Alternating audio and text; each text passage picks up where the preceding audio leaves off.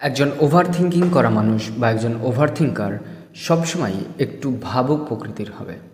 তারা ছোটোখাটো বিষয় নিয়েও অনেকটা বড় বড় করে ভাববে বা তাদের মন বড় বড় করে ভাবতে থাকবে। রাস্তা চলতে গিয়ে কোনোদিন একটা ব্যাঙ চাপা পড়লেও সেটা নিয়ে ভাবতে ভাবতে তাদের মনকে দুঃখিত করে তুলবে বা তাদের মনকে দুঃখী করে তুলবে। একজন ওভার থিঙ্কার ছেলে বা মেয়ে তারা সবসময় একা থাকতে পছন্দ করবে।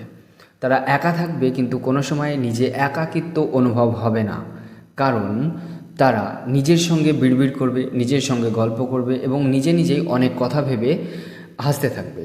আর তারা মনে মনে একটা ভাবনার জগৎ তৈরি করবে এবং সেই জগতে সে, তার মন, তার বুদ্ধি সবাই মিলে সব রকমের গল্প করতে থাকবে।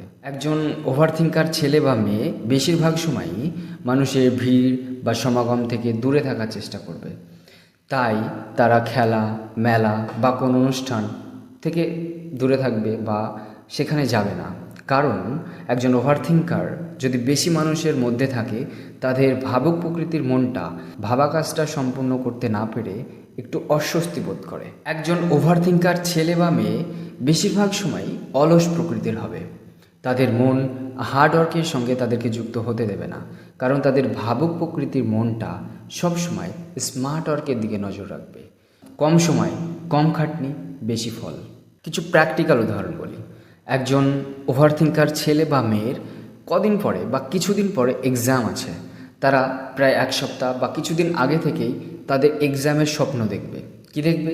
তারা দেখবে কোনো কারণে, হয় রাস্তা জ্যাম, সাইকেল খারাপ, পেন খারাপ বা কোনো কারণ থেকে তারা এক্সাম হলে পৌঁছতে পারছে না বা তারা এক্সাম সম্পন্ন করতে পারছে না। আর এই এক্সাম সম্পন্ন করতে না পেরে তারা স্বপ্নেই ভেবে ঘেমে নিয়ে ঘুম ভাঙবে। আর যদি এই সমস্ত বৈশিষ্ট্য তোমাদের মধ্যে কারোর মধ্যে থাকে তাহলে তোমরা তো ওভার থিঙ্কারই।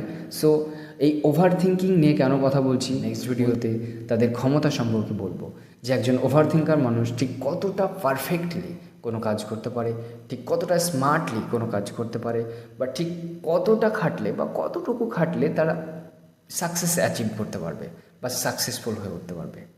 নেক্সট ভিডিওর জন্য ওয়েট করো। আমি ওভার থিঙ্কিং সম্পর্কে কিছু ভিডিও বানিয়ে তারপরে তাদের ক্ষমতা সম্পর্কে বলবো।